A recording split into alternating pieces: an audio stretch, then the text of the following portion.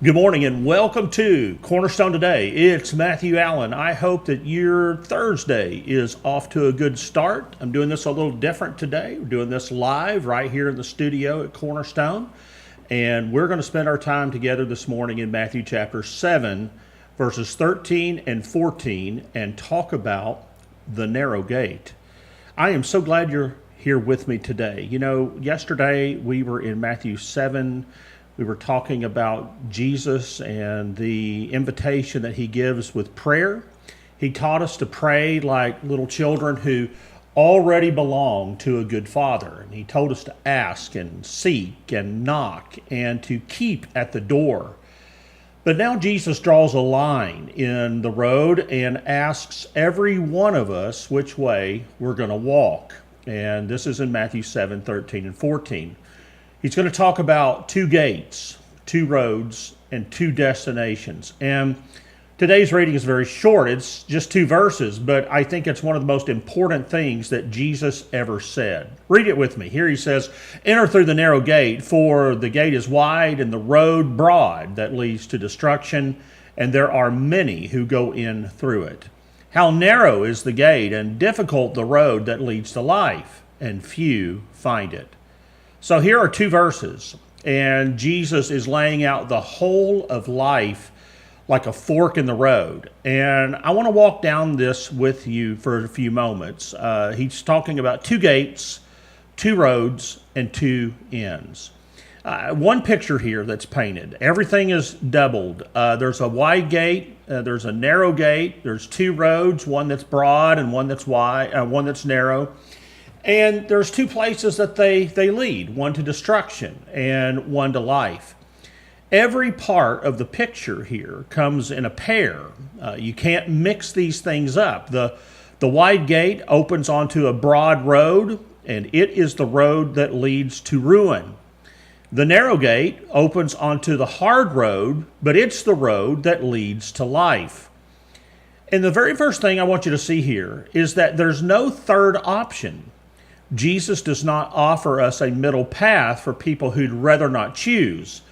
In his teaching, refusing to pick the narrow gate is already a choice because you're on the broad road by default. Now, I think that's just sobering for anyone that has been coasting through life and assuming that they'll have time to sort out all the big questions someday. Jesus is saying right now, the road under your feet is going somewhere. And I want to talk for a moment or two about why the wide gate is so crowded. And let's look again at the text.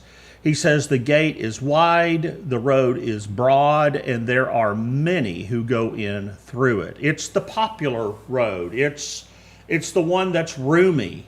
And you can bring anything you want through the wide gate. Your habits, your grudges, the love that you have for comfort, the right to run your own life.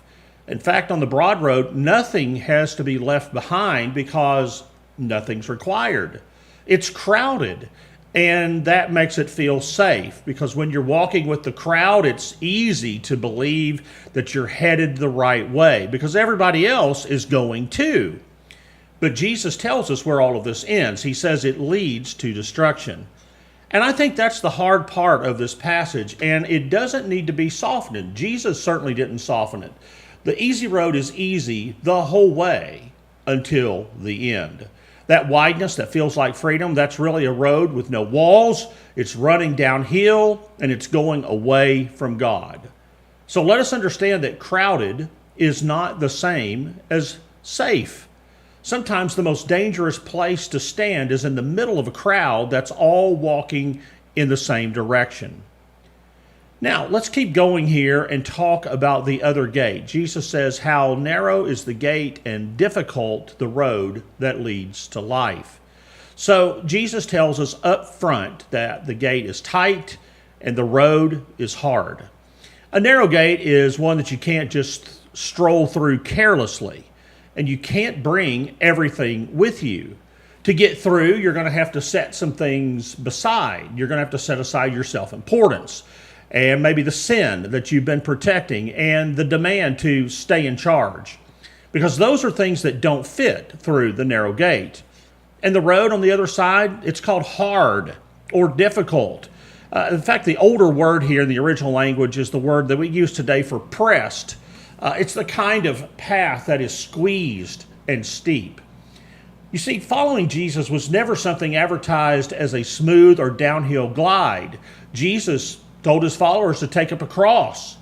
And he said that the world that hated him would put that back on them too. The road is genuinely hard, and Jesus wants you to know that before you start, this is what's going to be.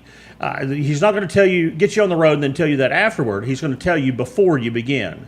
But again, the hard road is the one that leads to life. And so the difficulty isn't the punishment, it's the shape of a road that's going somewhere. Because where you're going is worth every bit of the sacrifice. Think of it this way. A mountain trail is harder than a slide. And it's also the only one of the two that reaches the summit. Next, Jesus says, those who start on the narrow path, there are few who find it. And I think that may unsettle us. Few find it, he says.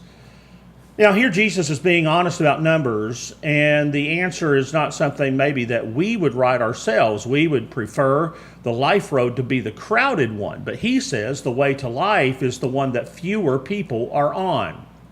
Now, I think it's important we hear what this is and what it isn't. It isn't that Jesus is taking pleasure in small numbers, as if heaven were some kind of exclusive club with a velvet robe. This is the same Jesus who wept over a city that wouldn't come to him. This is the same Jesus who told a story about a shepherd leaving 99 and chasing one down. Jesus doesn't want the road empty. He's actually grieving that it's not fuller. And I think there's one helpful word here that's buried in that very hard phrase, and the word is find. Few find it, which means that it can be found. The narrow gate isn't hidden from you today. Jesus is standing right there pointing at it. And the reason that few people find it isn't that God made it impossible to locate. It's that the wide gate is louder and the crowd is more comfortable, and finding the narrow one means being willing to walk away from both of those things.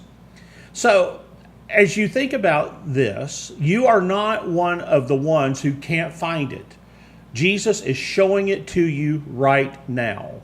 So, the question is, how do you get through the gate like that? And I think this is where the passage could crush us if we stopped with that picture, because the truth is that none of us is good enough to squeeze through a gate narrow like that on our own strength. But I want you to see how Jesus talks later, and it's in John's Gospel. He says, I am the gate. If anyone enters by me, he will be saved. The narrow gate isn't a standard that we have to measure up to. It's a person that we come to. Jesus himself is the gate. And the reason that it's narrow is that there's only one of him, one name given under heaven by which we're saved, one Lord who opened the way. And I want you to think about how he opened it. The way into life didn't cost us everything, it cost him everything. He walked the hard road all the way to the cross. He was pressed, he was squeezed, he was crushed under the weight of our sin, and he died there so that the gate could stand open for us. You see, we don't earn our way through the narrow gate by living a hard life. We come to it because of his death, his blood being poured out, and that is what opens the gate. You enter by trusting the one who became the gate. And so that changes what the hard road even is. We don't walk it to buy our way to life, gritting our teeth and hoping that we're doing enough and getting it all right. We walk it because we've already been bought by the blood of Jesus, and we've been brought to that gate by the grace of a Savior who lived and died for us. The hard road is the road of people who've been rescued, following the one who rescued them. The difficulty's real, but so is the hand that's already holding ours the whole way. So we have to choose the road that leads to life. And I want to bring this home. Jesus ends this, I think, in a interesting way, because really this passage becomes a fork in the road, and he is asking something of us. He's not describing two kinds of people out there. He's asking you and me which gate we're walking through. And the invitation here is unmistakable. Enter through the narrow gate. He wouldn't command it if it weren't open. He wouldn't point to it if you couldn't come. So maybe you've been on the broad road a long time. You've been comfortable in the crowd, telling yourself that you're going to deal with eternal things later. Jesus is inviting you to step off of that this morning and to come to him, the one gate, and to be brought through into life. And maybe you came through that gate years ago and the road's been hard lately and you've wondered if you took a wrong turn. Hear him. The hard road is the right road. Difficulty is not a sign that you've strayed. It is the road to life. And the same Jesus who opened the gate is walking every hard mile of it beside you. So choose the narrow gate. Come to Christ, who is the gate. Walk the road that cost you something, because it's the only one that arrives at life. And when it's hard, remember why it's worth it. And remember who walked the hardest road of all to open that gate wide open for you. That is the fork in the road. So today we're going to pause after this, take the weekend off. We will not be here tomorrow for Cornerstone Today. We'll be back next Tuesday. We have a holiday weekend this weekend, and I want you all to get out and enjoy it. Maybe you've got family here. Maybe you're going to be doing something special. Just take the weekend and enjoy it. Celebrate our nation's 250th birthday, and just be thankful that you're a child of God and have so many wonderful blessings. Next Tuesday, we'll come back. We'll look at Matthew 7:15 through 20. Because Jesus is going to teach us how a tree is known by its fruit. And so until then, walk the narrow way. Don't walk it alone. Thanks for being here. We'll see you.